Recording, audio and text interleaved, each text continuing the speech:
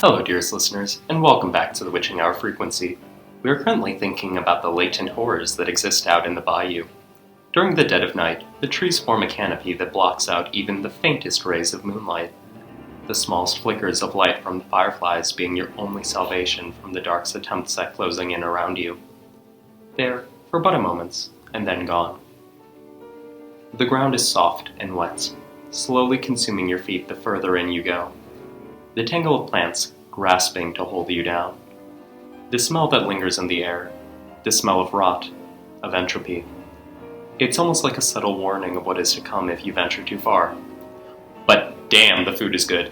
The wonderful medley of flavors like andouille, crawfish, and okra. I was never really a fan of the Bayou. Its cryptid community is definitely present, but it's all things like the skunk ape. And the humidity also fogs up the lenses on my mask. I visit it, but I'd never actually stay there. Personally, I think it's a lovely place. The flowers that bloom off the water, and the musk that lingers. It's nice to be in a place teeming with life for once.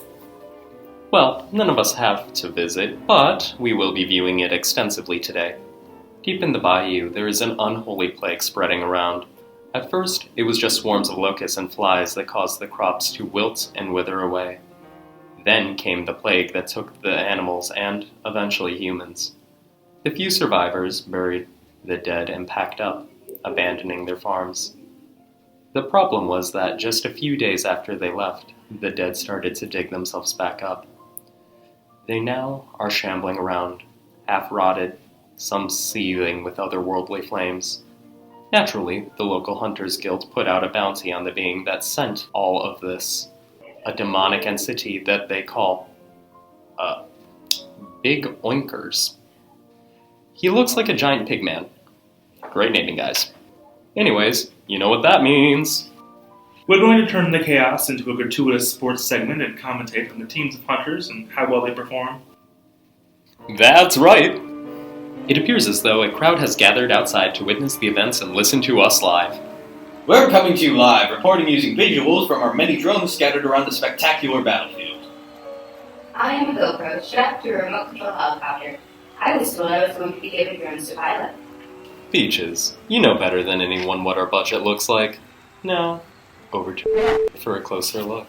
This is exactly why I should be in charge of this town. You misuse our budget, download me onto dumb computers, then update me to things.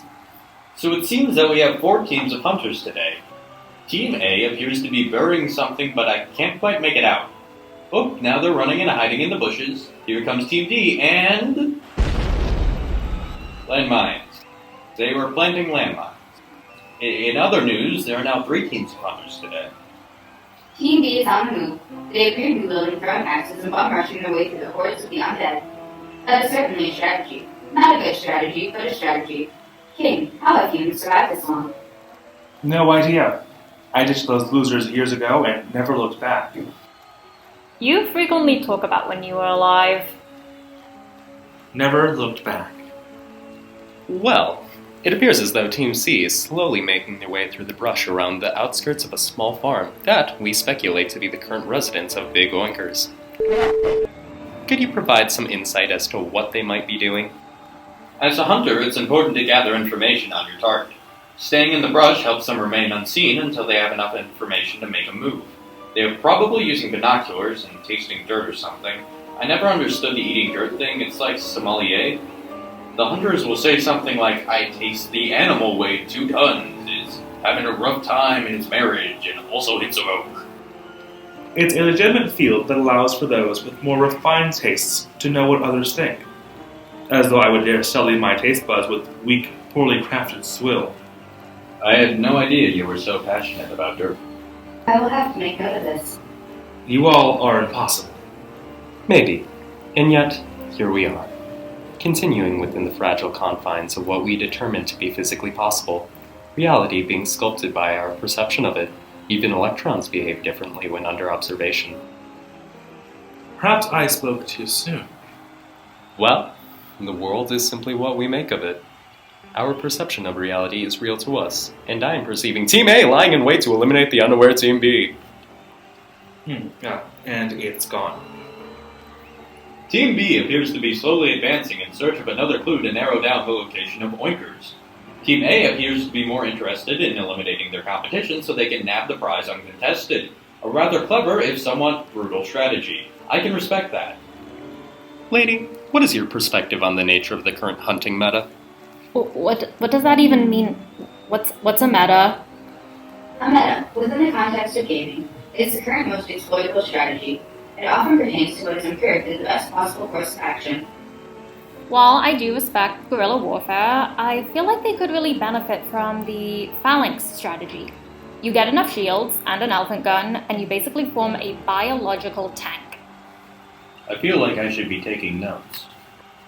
Team A has fired its first shot and dropped a member of Team B. A single member of Team A appears to have flanked and left the body on fire to prevent revival. Team B will definitely have a hard time recovering from that. But, oh, what's this?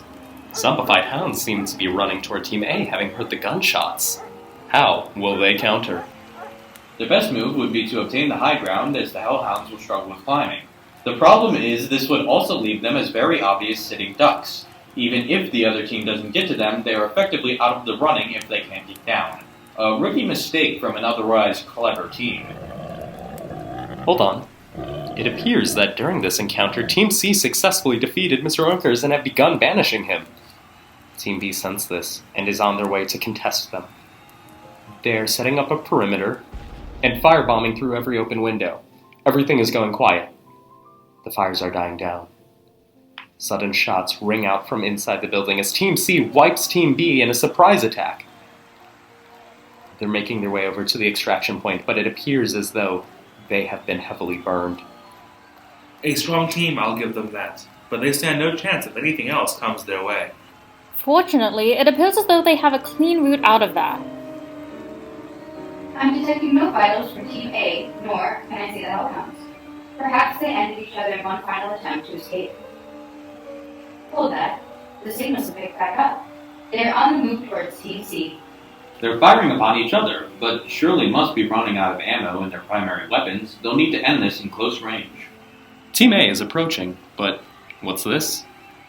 They were all caught in a barbed wire trap and are now easy pickings for the now safe Team C. Just like that, the game is over, and one team has emerged victorious. Congratulations, Team C. We look forward to your future exploits.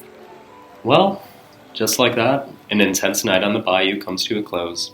But remember that while we make sport of this, those hunters are the last line of defense against total invasion from all sorts of horrid things. Now that the area has been cleansed, a cleaning crew will take care of the remaining lesser monsters, and we can once again rest easy. I caution you, though. Death is a swift and fickle force, always watching, and waiting for your time.